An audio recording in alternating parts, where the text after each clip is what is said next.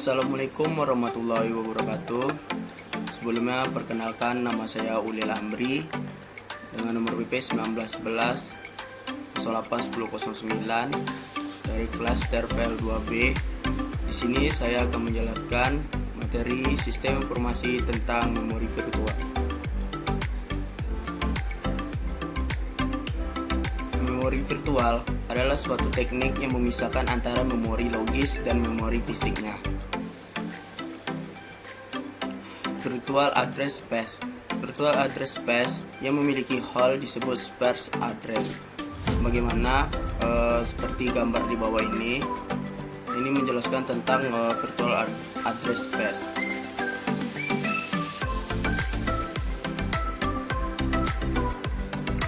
Program yang tidak perlu berada di memori utama. Yang pertama, program-program atau kode yang digunakan sebagai error handling yang jarang digunakan karena jarang terjadi. Yang kedua, array, list, atau tabel yang kapasitasnya tidak terpakai semuanya. Yang ketiga, fungsi-fungsi yang tidak dipakai secara bersamaan. Yang keempat, program-program yang tidak digunakan secara real time. Keuntungan memori virtual. Yang pertama, berkurangnya total memori fisik yang dibutuhkan. Yang kedua, meningkatnya respon karena tidak deadlock. Yang ketiga, bertambahnya jumlah user yang dapat dilayani. Yang keempat, memori virtual bisa melebihi daya tampung dari memori utama yang tersedia. Selanjutnya, demand pegging, yaitu packs dibawa ke memori hanya diperlukan lebih sedikit input output yang diperlukan, lebih sedikit memori yang diperlukan, respon yang lebih cepat, dan lebih banyak user. Lalu, jika patch diperlukan, maka lakukan pengajuan. Jika ajuan tidak valid, sama dengan abort. Jika tidak di memori, sama dengan dibawa ke memori. Valid invalid bit. Dengan setiap entry tabel halaman, bit valid tidak valid dikaitkan. V sama dengan dalam memori, I sama dengan tidak dalam memori. Awalnya valid bit yang tidak valid disetel ke I pada semua entry. Selama penerjemahan alamat, jika valid invalid bit dalam entry tabel halaman, I sama dengan pack default. Pack fault. Jika ada referensi ke sebuah pack, ternyata pack tidak ada atau invalid, maka akan di-trap oleh OS dan menghasilkan pack fault. Untuk menangani pack fault menggunakan prosedur sebagai berikut. Pertama, yaitu memeriksa tabel internal, biasanya ada dalam PCB, untuk menentukan valid atau invalid. Yang kedua, jika invalid, proses disuspend. Jika valid, tapi pack belum dibawa ke memori fisik, maka kita bawa ke pack memori fisik. Lalu, cari sebuah frame bebas atau free frame. Selanjutnya, jadwalkan operasi sebuah disk untuk membaca pack tersebut ke frame yang baru dialokasikan. Selanjutnya, saat pembacaan selesai, ubah validation bit menjadi 1 yang berarti pack telah ada di memori.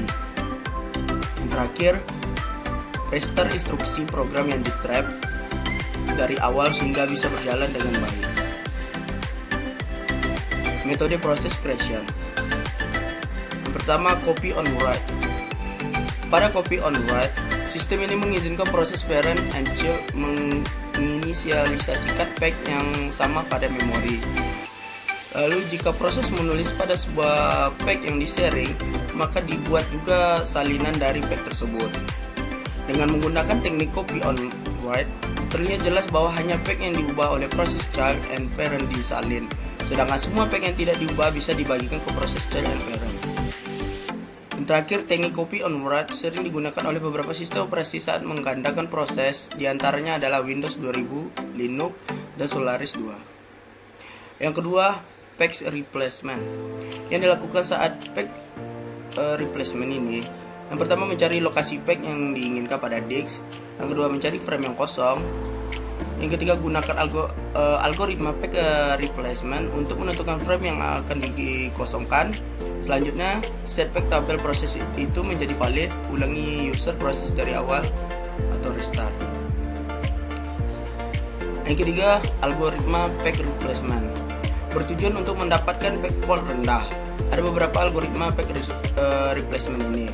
Yang pertama, algoritma FIFO. algoritma optimal, algoritma LRU least recency user, dan yang terakhir algoritma Conte. Alokasi frame. Alokasi frame berhubungan dengan mekanisme alokasi pada sejumlah memori fisik yang bebas untuk berbagai proses. Fixed allocation, proses dengan prioritas tinggi atau rendah diperlakukan sama. Equal allocation atau semua sama rata.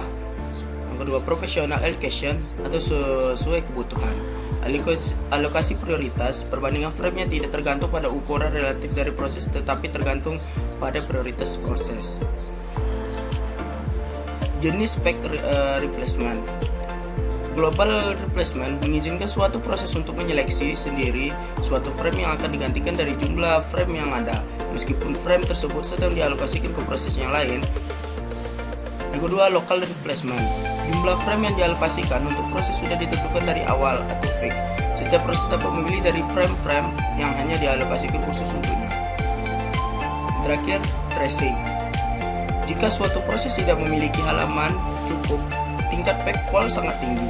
Tracing, proses sibuk menukar packs masuk dan keluar. Hal ini menyebabkan yang pertama, pemanfaatan CPU rendah.